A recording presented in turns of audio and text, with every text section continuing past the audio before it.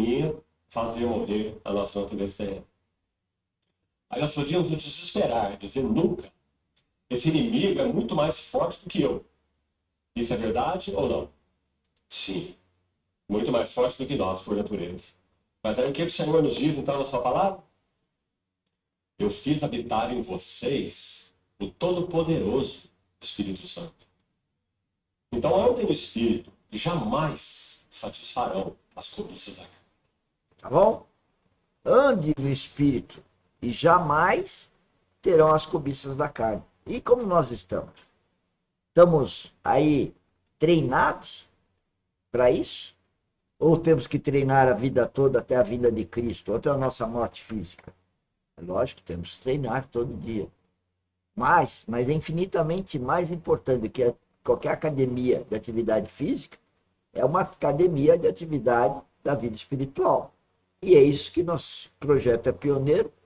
É o único inusitado, porque eu sou de formação engenheiro civil, falando dessa integração de uma vida com a visão holística e, quiçá, espiritual. Estou fazendo isso na engenharia geotécnica. Então é isso, a minha vida é tudo que eu faço. No caso, eu recebi esse dom, então é nesse dom que eu tenho que colocar minha vida cristã. É 24 horas, não é só numa denominada erroneamente igreja, porque a igreja é orgânica, não é uma edificação de tijolos.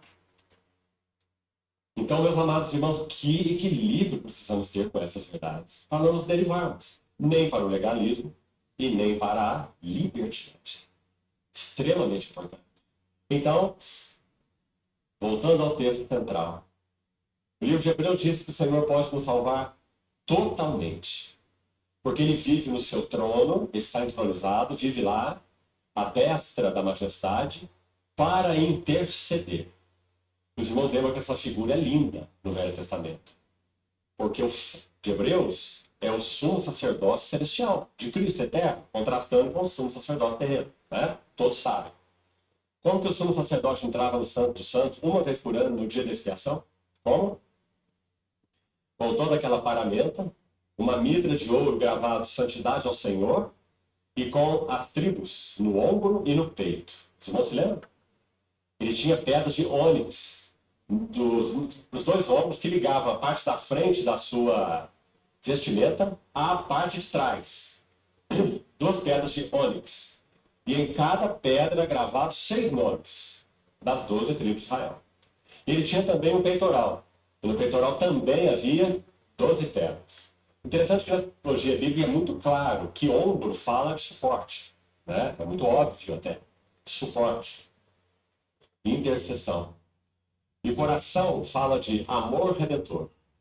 Isso significa que nosso Senhor suporta, ou ele intercede, por todo, não pelo mundo.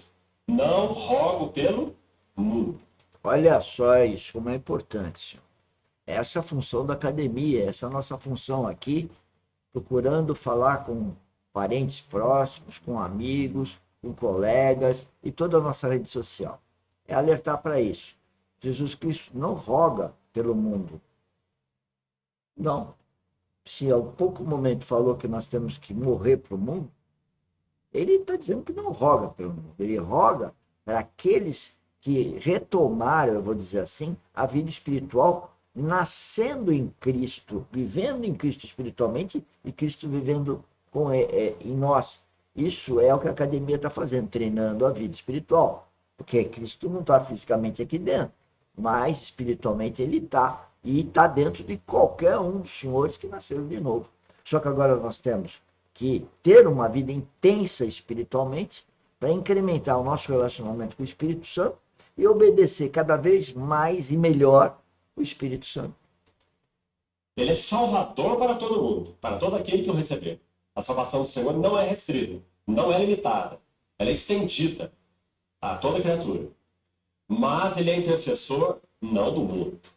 Ele é intercessor da igreja, daqueles que creram. E por isso ele pode salvar totalmente os que por ele se chegam a Deus. Porque ele vive sempre para interceder por eles. Então, meus irmãos, vamos... Ou seja, é muito claro, se você não nasce em Cristo, se você não ressuscita com Cristo, você não vivificou seu espírito e ele, Jesus Cristo, não está intercedendo por você, tampouco você pode ser chamado de filho de Deus. O filho de Deus é aquele que nasceu de novo. E é esse o nosso objetivo aqui, é alertar as pessoas para refletirem sobre o novo nascimento, sobre uma vida espiritual que é 24 horas, que igreja não é uma edificação, mas sim um órgão vivo, espiritual, formado por todos aqueles que nasceram de novo. Que há desde já, para podermos, se o Senhor permitir, esgotarmos esse encargo até o domingo. Temos muita coisa pela frente, que o Senhor nos ajude. Minha voz está péssima, eu cheguei aqui na cidade doente, mas esses assuntos estão diante do Senhor. O Senhor nos ajude, nos supra para tudo que precisamos. Meu encargo, então, é falar um pouco sobre fundamentos da vida interior. Por favor, ainda antes de... Então, com esse termo, pelas suas pisaduras fomos sarados, é se aquela morte de Jesus Cristo, e aí está colocado suas pisaduras, fomos sarados. Se com aquela cruz que ele veio para nos salvar, e sofreu por nós, e morreu daquele jeito para nos salvar, nós estamos sendo salvos. Então, eu acho que todo mundo deve refletir. Puxa, aquele gesto de Jesus Cristo, gesto não, aquela atitude, eu creio nisso, se eu creio, e você está fazendo sua parte, então, para dar glória ao Pai, por ter permitido, ou ter solicitado que o Filho viesse nos salvar, e para uma vida eterna, para um corpo glorificado, para uma vida com eles nos céus. Então, por que nós estamos tão preocupados com o mundo? Se o próprio Espírito Santo nos guia para as coisas do mundo, está na hora de a gente cair na real, com relação à vida espiritual. Rimou, né? Tá nele, já vou entrar. Deixem-me dizer uma razão a mais para compartilharmos isso dessa vez. Meus amados irmãos e irmãs, nós estamos vivendo tempos trágicos em termos de cristianismo. Muito trágico. Péssimos. Não só no nosso país. Nós vamos limitar o nosso contexto para o nosso país. Nós estamos longe de experimentar o que significa, em primeiro lugar, um verdadeiro avivamento espiritual. Estamos longe. Há muito movimento, há muito barulho, né? Mas não há verdadeiro avivamento espiritual, primeira coisa. Segundo, o chamado cristianismo, ou cristianismo professo, está se travestindo, de tal forma que inúmeros lugares de culto, inúmeros, estão sendo pintados de preto por dentro e estão com luzes de discoteca, chamávamos antigamente, jogo de luzes. Absurdo. Com bandas ensurdecedoras fazendo seus cultos.